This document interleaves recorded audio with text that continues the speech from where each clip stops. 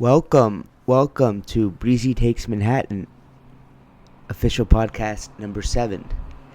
It has been such a long time since I've done a normal one of these. I do apologize for that. The city is a very big place, it's a very busy place, and, sometimes you just get caught up in everything and you feel like you don't have the time to take 20 minutes or however long this is and talk about it, but, it's been a crazy time. So I moved here in May. It is now December. It's almost the new year. So I've almost been here. It's almost been half a year now, 6 months. And, it's gone by very quickly. But at the same time, 2025 has felt like a really long year. Like I started the year, my first 3 months of the year were in Los Angeles. And then I had a month in Florida after that. So this year has it's been a long year, and I think that's good. I think when a year is long, it means that you had a lot of fun. It means that you did a lot. There was a lot going on. So I'm not complaining about it, but I went to LA recently for the first time since I moved away.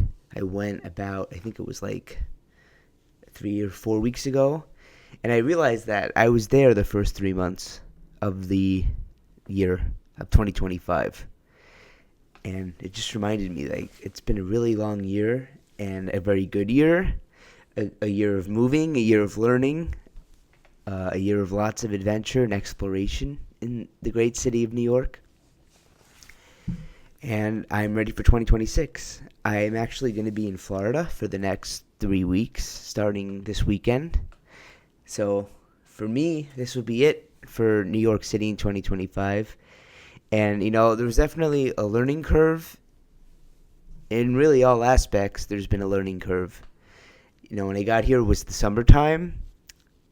So I would go on these really long, insane walks. Walk to Williamsburg and back. Walk on all the bridges. George Washington Bridge, Brooklyn Bridge, Manhattan Bridge. Go on walks anywhere. A lot of outside and exploration. Many of it on the whim. And, I knew the summertime wouldn't last forever. I wondered what would happen when it got colder, as it has the last month.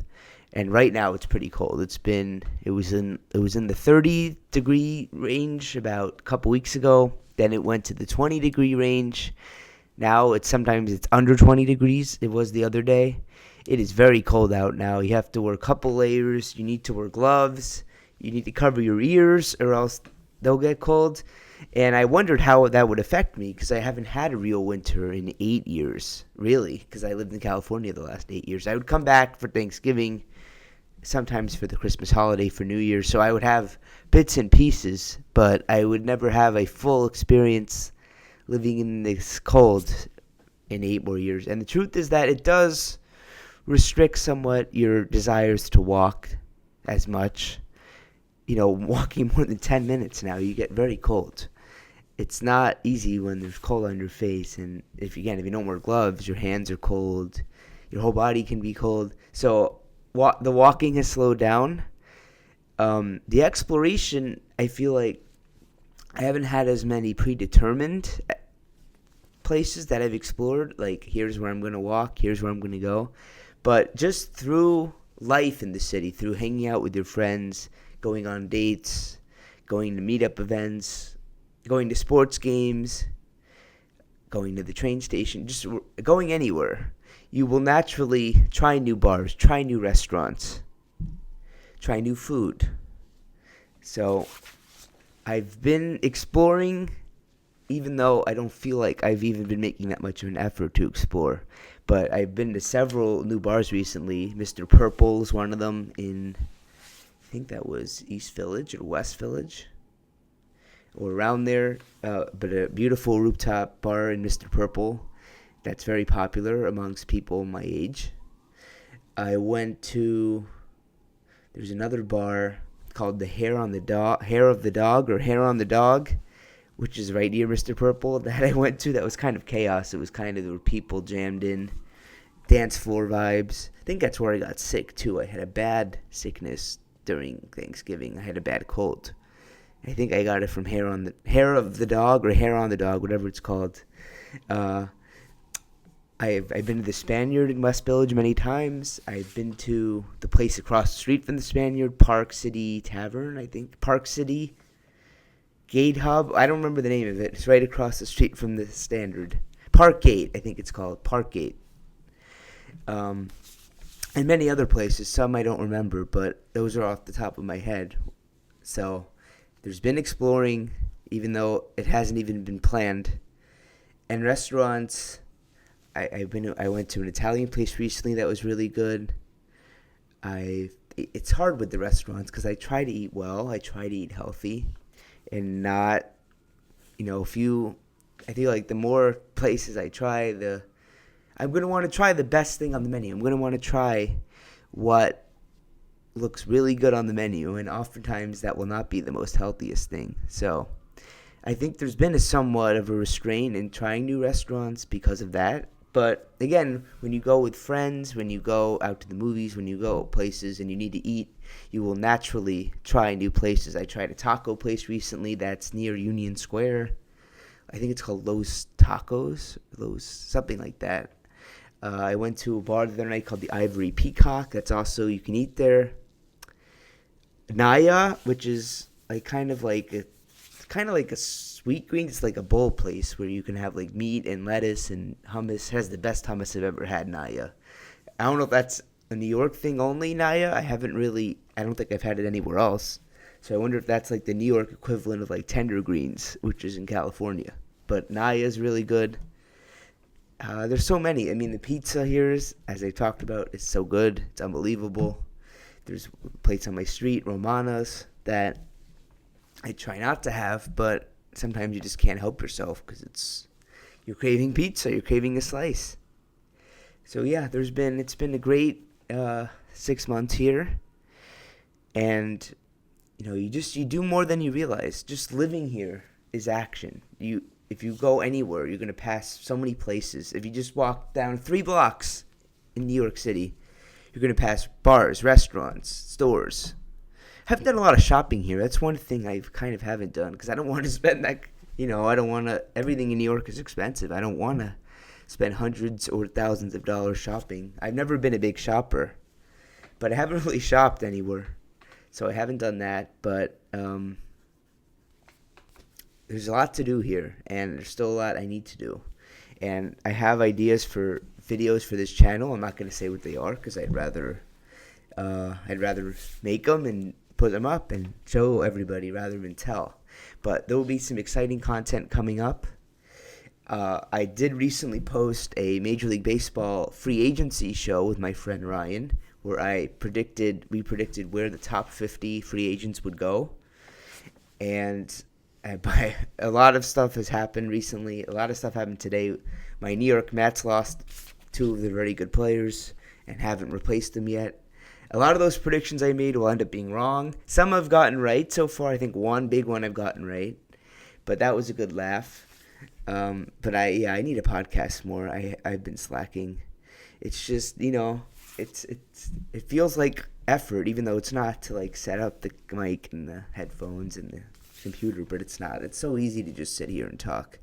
But I feel like right now I don't have a ton to say just because I don't know if my brain is warped or something, but it feels like it's been really fast the last few months. It feels like it's kind of been it hasn't been intentional exploration. It hasn't been intentional going out of my way to do these new and interesting things that I would later talk about on the show.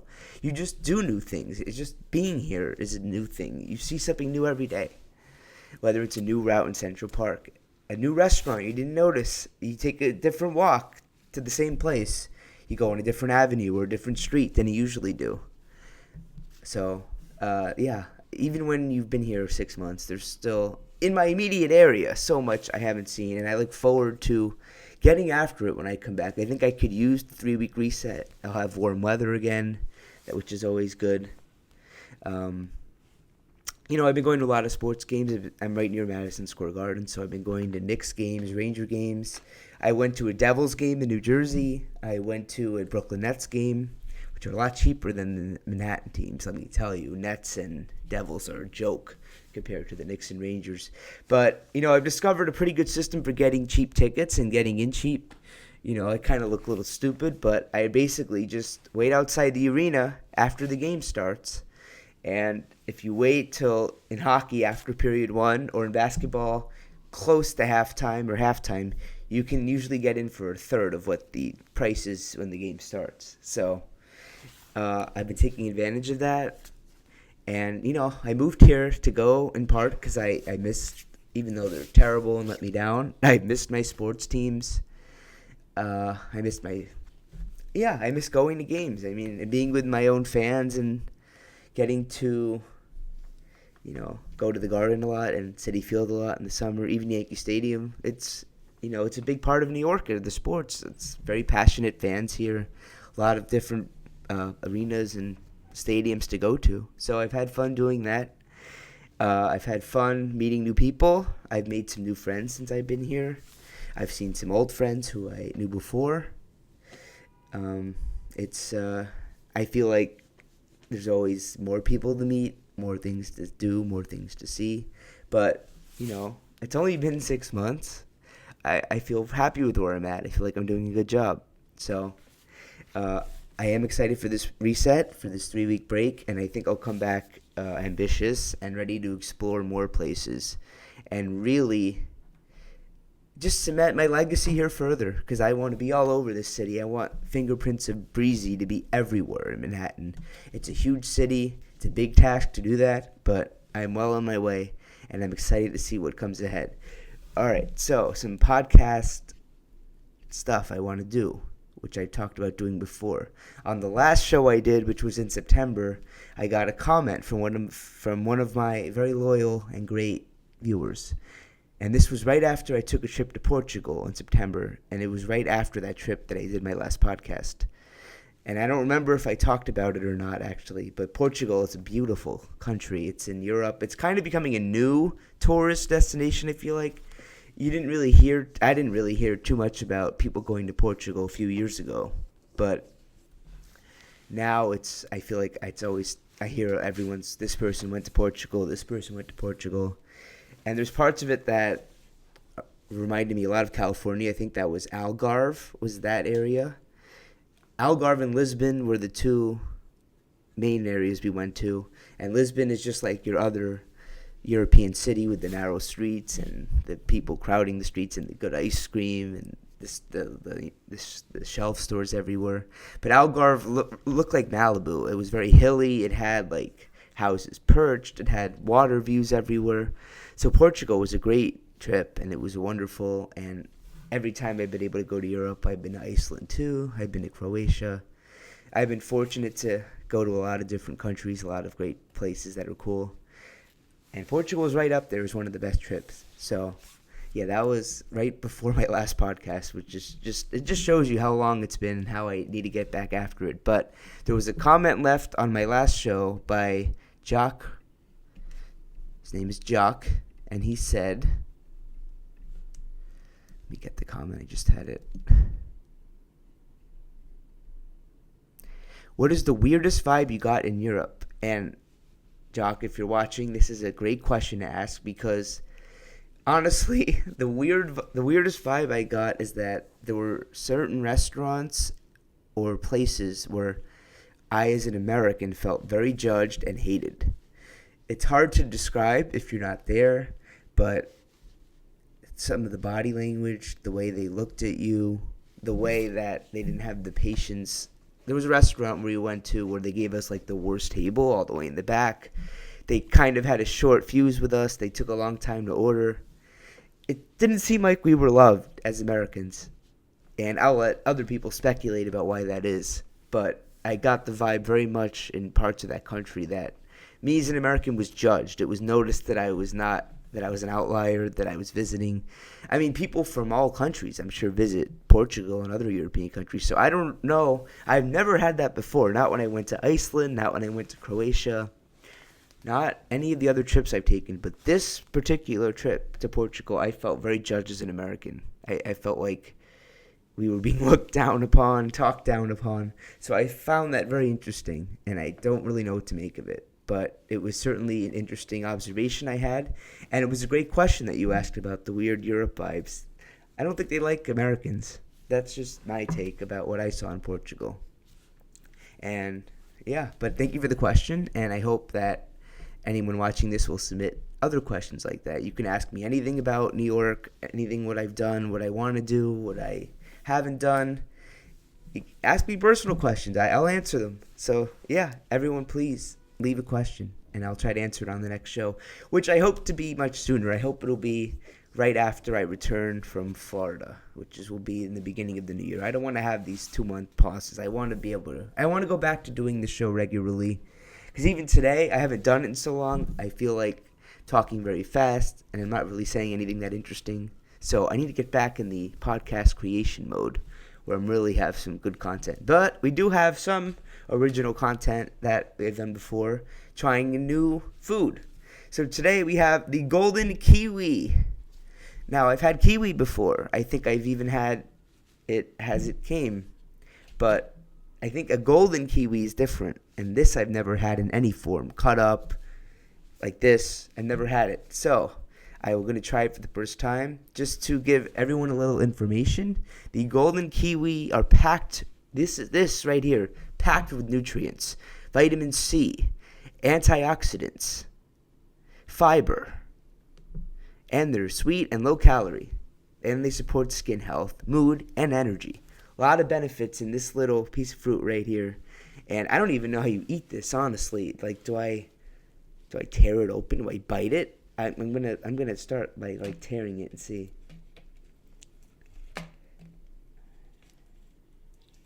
Aha, okay, I got it. You tear it in two. Here's the front of it. And we're gonna try it.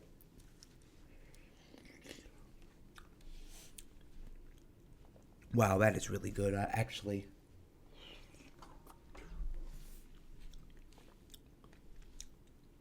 Wow. It looks like a potato on here, but wow, this is really good kiwi. I don't know if you're supposed to eat the skin. I have no idea.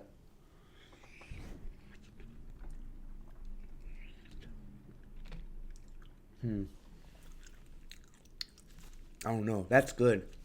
It tastes like a pear, if anybody's had a pear, which I feel like you don't see people eating pears too often, but it tastes like a really good pear. It's very sweet, easy texture. Boy, that's really delicious and healthy too. So I recommend the golden kiwi to everybody watching. And with that, I'm going to conclude this episode. I hope I have more to say that it's interesting next time. But remember, golden kiwis are sweet, healthy, tasty, and good. Hope everybody has a wonderful Christmas, Hanukkah, New Year's. And I will see you all next time on BREEZY Takes Manhattan.